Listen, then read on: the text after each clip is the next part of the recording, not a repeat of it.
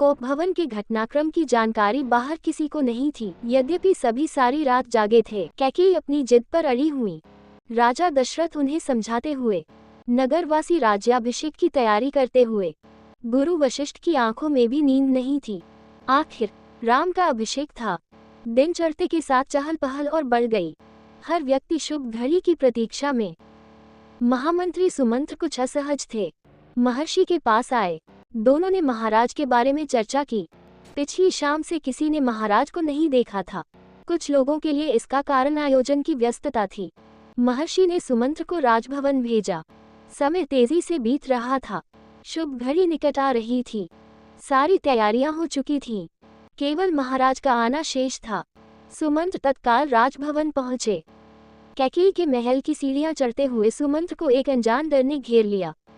अंदर पहुंचे, देखा कि महाराजा पलंग पर पड़े हैं, बीमार, दीनहीन। सुमंत्र का मन भांपते हुए कैकेयी ने कहा, चिंता की कोई बात नहीं है मंत्रिवर। महाराज राज्याभिषेक के उत्साह में रात भर जागे हैं। वे बाहर निकलने से पूर्व राम से बात करना चाहते हैं। कैसी बात? सुमंत्र ने पूछा। मैं नहीं जानती। अपने मन की बात वे राम को ही बताएंगे। आप उन्हें बुला लाइए। दशरथ ने बहुत क्षीण स्वर में राम को बुलाने की आज्ञा दी। सुमंत्र के मन में कई तरह की आशंकाएं थीं, पर वे उन्हें टालते रहे। राम के निवास के बाहर भारी भीड़ थी। लक्ष्मण भी वहीं थे। भवन को सजाया गया था। उसकी चमक दमक देखने योग्य थी। सुमंत्र को देखकर कोलाहल बढ़ गया। लोगों के लिए यह एक संकेत था, राज्याभिषेक के लिए राम को आमंत्रित करने का। सुमंत्र ने कहा, राजकुमार, महाराज ने आपको बुलाया है। आप मेरे साथ ही चलें। कुछ ही पल में राम वहां पहुंच गए। लक्ष्मण साथ थे। दोनों भाई विस्मित थे। वे राजसी वस्त्रों में थे, सजे धजे। लोग जय जयकार करने लगे। पुष्प वर्षा होने लगी। राजकुमार समझ नहीं पा रहे थे कि महाराज ने उन्हें अचानक क्यों बुलाया। लोग समझ रहे थे कि राम राज्याभिषेक के लिए जा रहे हैं। महल में पहुंचकर राम ने पिता को प्रणाम किया, फिर माता कैकेयी को। राम को देखते ही राजा दशरथ बेसुध हो गए। उनके मुंह से एक हल्की सी आवाज निकली, राम। उन्हें होश आया, तब भी वे कुछ बोल नहीं सके। थोड़ी देर तक चुप्पी रही, असहज सन्नाटा। कोई कुछ नहीं बोला तो राम ने पिता से पूछा, क्या मुझसे कोई अपराध हुआ है? कोई कुछ बोलता क्यों नहीं? आप ही बताए, मते। महाराज दशरथ ने मुझे एक बार 2 वरदान दिए थे। मैंने कल रात वही दोनों वर मांगे जिससे वे पीछे हट रहे हैं। ये शास्त्र सम्मत नहीं है, रघुकुल की नीति के विरुद्ध है। कैकेयी ने बोलना जारी रखा, मैं चाहती हूँ कि राज्याभिषेक भरत का हो और तुम 14 वर्ष वन में रहो। महाराज यही बात तुमसे नहीं कह पा रहे थे। राम संयत रहे। उन्होंने दृढ़ता से कहा, पिता का वचन अवश्य पूरा होगा। भरत को राजगद्दी दी जाए। मैं आज ही वन चला जाऊंगा। राम की शांत और सधी हुई वाणी सुनकर कैकेयी के चेहरे पर प्रसन्नता छा गई।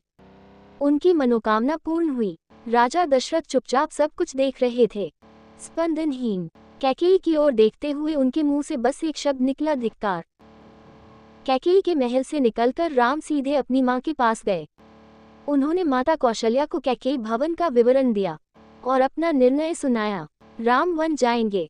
कौशल्या ये सुनकर सुध खो बैठी। लक्ष्मण अब तक शांत थे, पर क्रोध से भरे हुए। राम ने समझाया और उनसे वन जाने की तैयारी के लिए कहा। कौशल्या का मन था कि राम को रोक लें, वन न जाने दें, राजगद्दी छोड़ दें, पर वह अयोध्या में रहें। उन्होंने कहा, पुत्र, ये राजाज्ञा अनुचित है, उसे मानने की आवश्यकता नहीं है। राम ने उन्हें नम्रता से उत्तर दिया, ये राजाज्ञा नहीं, पिता की आज्ञा है। उनकी आज्ञा का उल्लंघन मेरी शक्ति से परे है। आप मुझे आशीर्वाद दें। लक्ष्मण से राम का संवाद जारी रहा। राम ने वन गमन को भाग्यवश आया उलटफेर कहा। लक्ष्मण इससे सहमत नहीं थे। वे इसे कायरों का जीवन मानते थे। उन्होंने राम से कहा, आप बहुबल से अयोध्या का राजसिंहासन छीन लें। देखता हूँ कौन विरोध करता है। अधर्म का सिंहासन मुझे नहीं चाहिए। मैं वन जाऊंगा। मेरे लिए तो जैसा राजसिंहासन वैसा ही वन। कौशल्या ने स्वयं को संभाला, उठी और राम को गले लगा लिया। वे राम के साथ वन का आना चाहता लिया। वे राम के कर दिया। कहा कि वृद्ध पिता को आपके सहारे की अधिक आवश्यकता है। कौशल्या ने राम को विदा करते हुए कहा, जाओ पुत्र, 10 दिशाएं तुम्हारे लिए मंगलकारी हों। मैं तुम्हारे लौटने तक जीवित रहूंगी। कौशल्या भवन से निकलकर राम सीता के पास गए।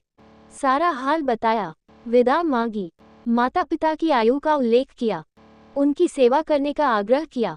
कहा, प्रिय, तुम निराश मत होना, 14 वर्ष के बाद हम फिर मिलेंगे। राम के वन गमन का समाचार तब तक सीता के पास नहीं पहुंचा था। राम को देखकर कुछ आशंका हुई, अनिष्ट की। राम ने विदा मांगी तो सीता व्याकुल हो गईं, क्रोधित भी हुई, निर्णय पर प्रतिवाद किया। राम नहीं माने तो सीता ने उनके साथ जंगल जाने का प्रस्ताव रखा। सीता ने कहा, मेरे पिता का आदेश है कि मैं छाया की तरह हमेशा आपके साथ रहूं। अंततः राम को उनकी बात माननी पड़ी। तभी लक्ष्मण भी वहां आ गए, वह भी साथ जाने को तैयार थे। राम ने उन्हें इसकी स्वीकृति दे दी, शीघ्र तैयारी करने को कहा। राम चाहते थे कि सीता वन न जाएं, अयोध्या में रहें। वे इसकी अनुमति दे चुके थे, फिर भी उन्होंने एक और प्रयास किया। सीते, वन का जीवन बहुत कठिन है, न रहने का ठीक स्थान, न भोजन का ठिकाना, कठिनाइयां कदम कदम पर। तुम महलों में पली हो, ऐसा जीवन कैसे जी सकोगी? सीता ने उत्तर नहीं दिया, मुस्कुरा दी। उन्हें पता था कि राम अपने दिए वचन से पलट नहीं सकते।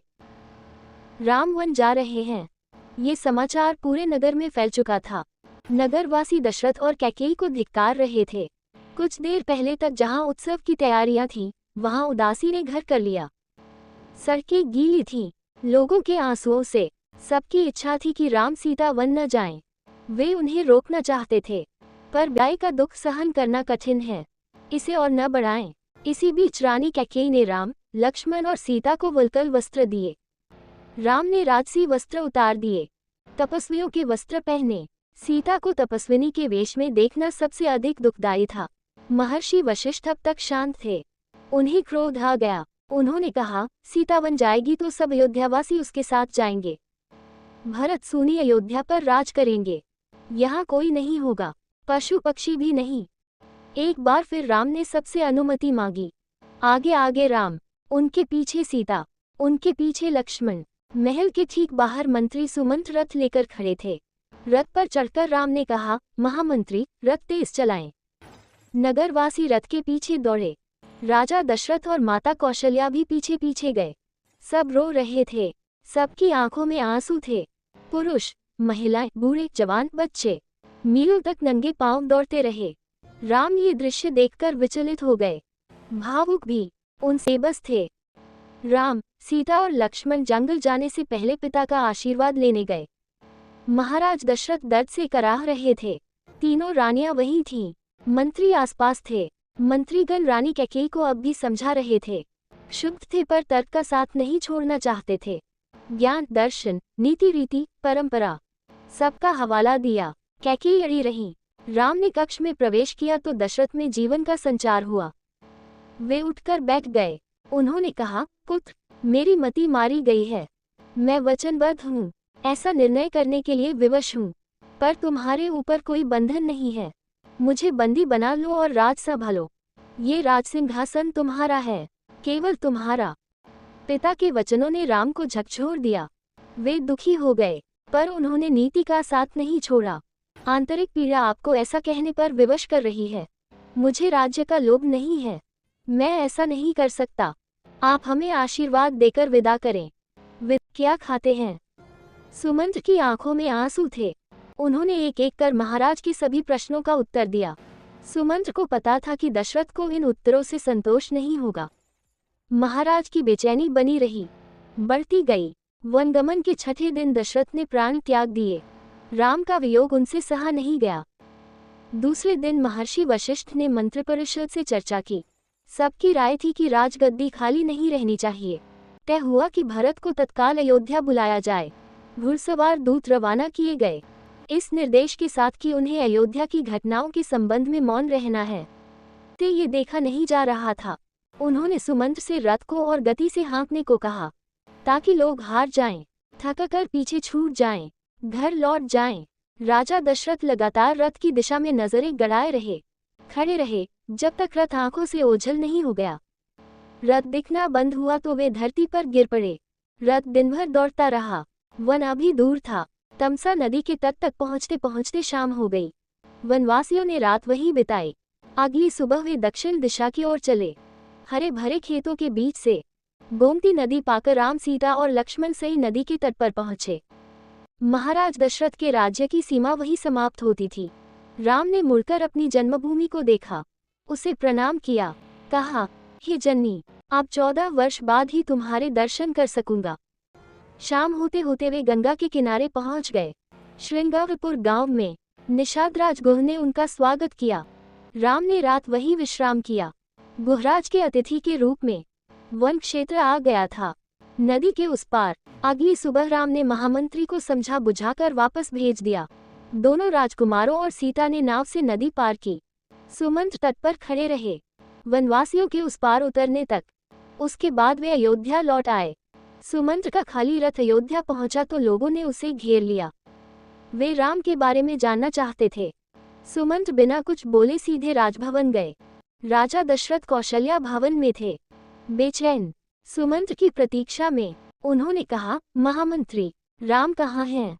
सीता कैसी है? लक्ष्मण का क्या समाचार है? वे कहाँ रहते हैं?